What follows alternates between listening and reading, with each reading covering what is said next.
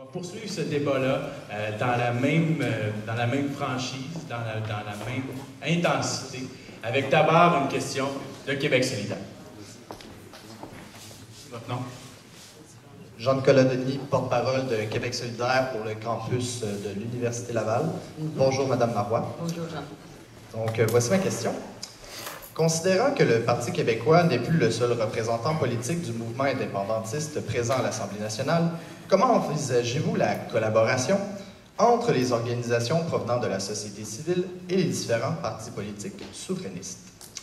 Très bonne question, très pertinente. D'abord, peut-être mentionner que nous avons à l'Assemblée nationale sur des thèmes particuliers quand il s'agissait de motions. Motions, c'est-à-dire c'est des propositions qu'on fait à l'Assemblée nationale et que l'on vote pour, par exemple, demander à Ottawa de faire telle chose ou dénoncer une situation inacceptable, etc.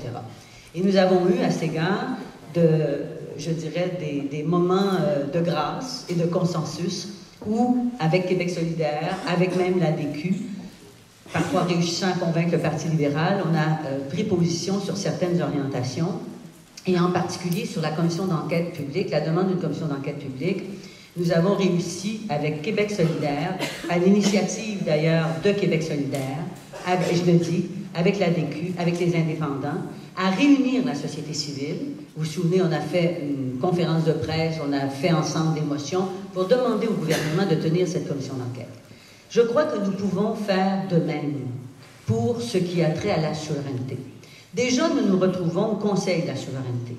Conseil de la souveraineté présidé par, qui était derrière moi ce matin, par Gérald Larose. Le Conseil de la souveraineté nous réunit tous.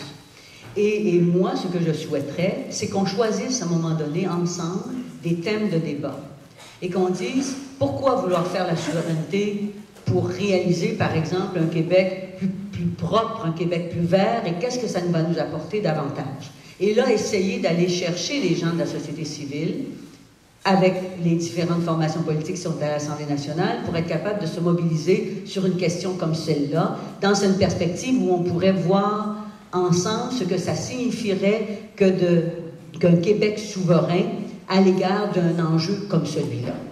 Et s'ils nous sentent unis sur la question nationale et sur la question fondamentale de la souveraineté, moi je crois que plusieurs organismes de la société civile qui actuellement ont certaines hésitations vont être prêts à nous appuyer, à nous accompagner.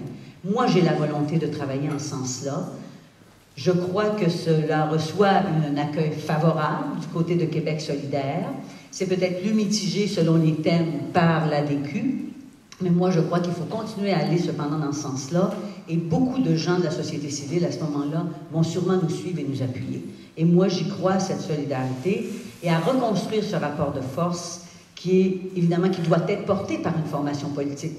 Il doit y avoir un gouvernement quelque part qui dit « je mets les pieds à terre, je mets le poing sur la table, nous sommes souverainistes, nous allons agir en souverainistes, mais nous allons le faire en toute solidarité avec d'autres souverainistes qui sont tout près de nous. » Est-ce que ça répond?